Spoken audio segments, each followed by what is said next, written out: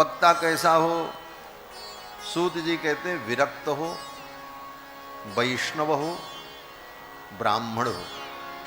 विरक्तो वैष्णवो विप्रो, वेद शास्त्र विशुद्ध कृत, जिसने वेद शास्त्र को विशुद्ध रूप से पढ़ा हो।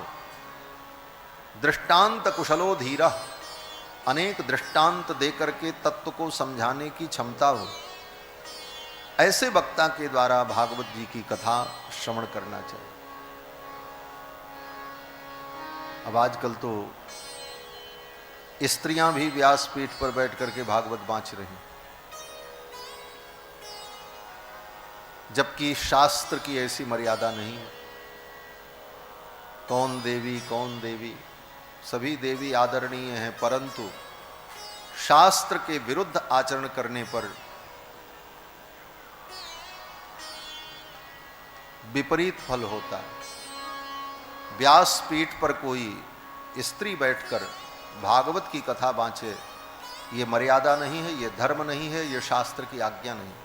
और आज जितनी ऐसी कथा सुनाने वाली देवियां हैं, सब एक प्रकार से अधर्म कर रही हैं, घोर अधर्म। और जो सुन रहे हैं उनको भी कोई उसका फल प्राप्त नहीं हो।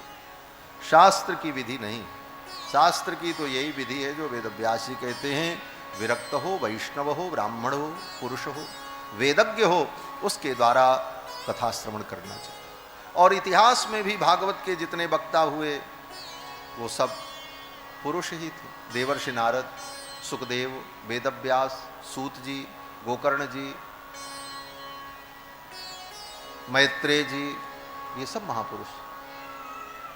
तो भागवत का वक्ता ऐसा हो और 7 दिनों तक विधि पूर्वक अनुष्ठान हो, यजमान को पवित्र रहकर कथा श्रवण करनी चाहिए। 7 दिनों तक यजमान को पानी भी नहीं पीना चाहिए।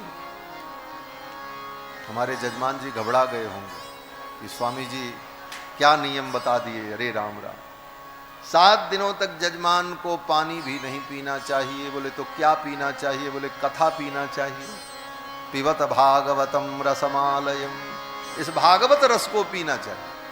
7 दिन तक बिना पानी पिए कथा सुनो, पहला नियम यही है। हाँ, लेकिन आगे ये भी कहा वेदव्यास जी ने कि अगर ऐसा नहीं कर पा रहे हैं तो ठीक है, पानी पियो, कथा सुनो। बोले महाराज पानी पी करके भी नहीं जिंदा रहेंगे, कुछ तो खाना पड़ेगा। तो वेदव्यास जी ने कहा अच्छा दूध पी करके कथा सुनो, दूध भी ले लो, पानी भी ले लो 7 दिन, बाकी कुछ मत खाओ, कथा सुनो। तो व्यक्ति ने कहा नहीं नहीं, इतने से काम नहीं चलेगा। तो वेदव्यास जी कहते हैं तो फिर फल भी ले लो, फलाहारेण वा भव्यम एक भुक्तेन वा पुनः, दोनों टाइम फलाहार करो और कथा सुनो। 7 दिन फलाहार पर रहो। बोले महाराज 7 दिन फलाहार पे नहीं रह पाएंगे। तो वेदव्यास जी कहते हैं चलो कोई बात नहीं, एक टाइम फलाहार करो, एक टाइम भोजन कर लो। एक भुक्तेन वा, फलाहारेण वा भाव्यम एक भुक्तेन वा पुनः। तो व्यक्ति ने कहा नहीं महाराज, हम दोनों टाइम खाएंगे तब कथा सुन पाएंगे, फलाहार खा करके तो हम कथा नहीं सुन सकते। तो वेदव्यास जी ने कहा अगर ऐसी बात है तो चिंता मत करो, तुम 2 के जगह पे 3 टाइम खाओ, लेकिन कथा जरूर सुनना। भोजनम तु बरम मन्ने, क्या शब्द है महाराज वेदव्यास जी, भोजनम तु बरम मन्ने कथा श्रवण कारकम। अगर खाना खाने से आपको कथा सुनने में मन लगता है तो पूरी छूट है, खूब खाओ, 10 के जगह पे 15 रोटी खा करके आओ, लेकिन कथा सुनो, खूब खाओ, कथा सुनो। लेकिन अगर कथा नहीं सुन रहे हो तो फिर तुम्हारा खाना न खाना सब बेकार। भोजनम तो परम मन्ने कथा श्रवण कारकम। और इस प्रकार से कथा की महिमा बताई। और जब कथा समाप्त हो तो विधि पूर्वक हवन करना चाहिए, वैष्णवों को भोजन कराना चाहिए, प्रसाद वितरण करना चाहिए और भगवान नाम संकीर्तन करना चाहिए, ये सब बताई। और फिर कथा के अंत में जब कीर्तन हुआ, कहाँ पर? हरिद्वार में, वहीं तो कथा चल रही थी, सनकादिक सुना रहे थे, भक्ति महारानी ज्ञान वैराग्य सब सुन रहे थे। कथा के अंत में जब कीर्तन हुआ तो पहले से वहां ऋषि मुनि तो आए ही थे, भृगुर वशिष्ठश्च वनश्च गौतमो, सब आए थे। सुखदेव जी भी आ गए। परिभ्रमण समायातः सुको योगेश्वरस्त था। कहीं से घूमते घूमते सुखदेव जी भी वहां पहुंच गए, जिन्होंने राजा परीक्षित को कथा सुनाई गंगा के तट पर। और सुखदेव जी जब तक पहुंचे तब तक लोगों ने क्या देखा? बोले ब्रह्मा जी भी आ गए। भवो भवान्या कमलासनस्तु, भगवान शंकर अपनी भवानी को साथ में लेकर के आ गए वहां। कमलासनस्तु, ब्रह्मा जी भी आ गए। तत्रागमत कीर्तन दर्शनाय, उस कथा के अंत में जो कीर्तन हुआ उस कीर्तन का दर्शन करने के लिए सब आ गए। ब्रह्मा आए, शंकर आए, सुखदेव जी आ गए। ऋषि मुनि पहले से विद्यमान थे, नारद जी तो आयोजक ही थे, सनकादिक कथा सुना रहे थे। भक्ति महारानी अपने पुत्र ज्ञान वैराग्य के साथ उपस्थित थी। अभी और लोग आ गए। अब कौन आए? बोले प्रहलाद जी आ गए, भगवान के परम भक्त प्रहलाद। उद्धव जी आ गए, अर्जुन आ गए, स्वर्ग से देवराज इंद्र आए। और इन सब ने मिल करके कीर्तन में झूम करके कीर्तन किया। कैसे किया? सूत जी वर्णन करते हैं कि प्रहलाद तालधारी, प्रहलाद जी करताल बजाने लगे। प्रहलाद तालधारी तरल गतितया चोद्धव कांस्यधारी, उद्धव जी मजीरा बजाने लगे, कांस्यधारी। वीणाधारी सुररसी, देवर्षि नारद को कोई वाद्य ढूंढने की जरूरत नहीं थी, उनके पास तो अपनी खुद की वीणा थी। नारद जी वीणा बजाने, वीणाधारी सुररसी। स्वर कुशलतया राग कर्ता अर्जुनो भूत, अर्जुन भगवान के परम भक्त, अर्जुन राग अलापने लगे। इंद्र आ गए।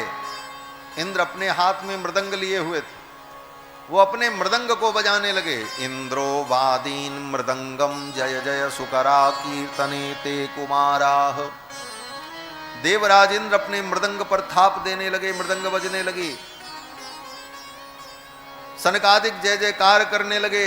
सुखदेव भगवान उठ करके उस कीर्तन में नाचने लगे। यत्राग्रे भाव भक्ता सरस रचनया व्यासपुत्रो बभूव, व्यासपुत्र सुखदेव भगवान नर्तन करने लगे, मृदंग बजने लगा, मृदंग की बोल निकल रही थी।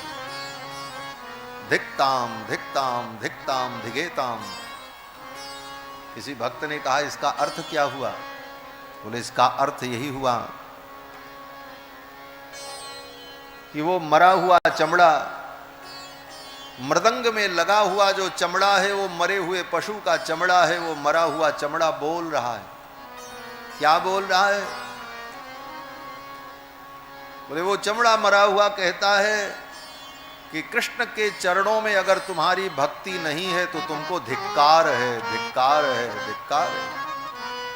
धिक्ताम धिक्ताम धिगेताम इति कथयति कीर्तनस्थो मृदंगः, कीर्तन में बजने वाला वो मृदंग मानो हमको संकेत करता है कि धिक्कार है तुमको, तुम्हारे अंदर प्राण है, तुम कृष्ण का कीर्तन नहीं कर पा रहे हो।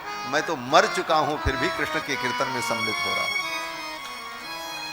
ये भगवत भक्ति का स्वरूप। अब तो सब नृत्य करने लगे, और जब सब नृत्य करने लगे तो भगवान भी प्रकट हो गए। भगवान जब आए तो सभी भक्तों ने भगवान के चरणों में प्रणाम किया। भगवान ने कहा वरदान मांगो, मैं प्रसन्न हूं।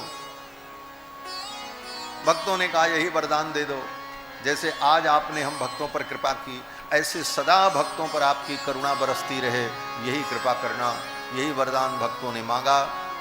इस प्रकार श्री सूत जी महाराज ने शौनकादि मुनियों को 6 अध्याय में श्रीमद् भागवत महापुराण के महात्म्य का वर्णन करके सुनाया। इस महात्म्य को हम आप सभी लोगों ने श्रवण किया। अब आगे की चर्चा कल करेंगे। कल श्रीमद् भागवत के प्रथम स्कंद में प्रवेश होगा, जिसमें भगवान के विविध अवतारों का वर्णन और भगवान के प्रमुख भक्त कुंती, द्रौपदी, उत्तरा, इन भक्ताओं की चर्चा, भीष्म पितामह का मोक्ष, इन सारे विषयों का वर्णन कल के प्रसंग में हम सभी लोग श्रवण करेंगे। आज बस इतना ही। आइए भगवान नाम संकीर्तन कर लें, फिर भागवत जी की आरती होगी।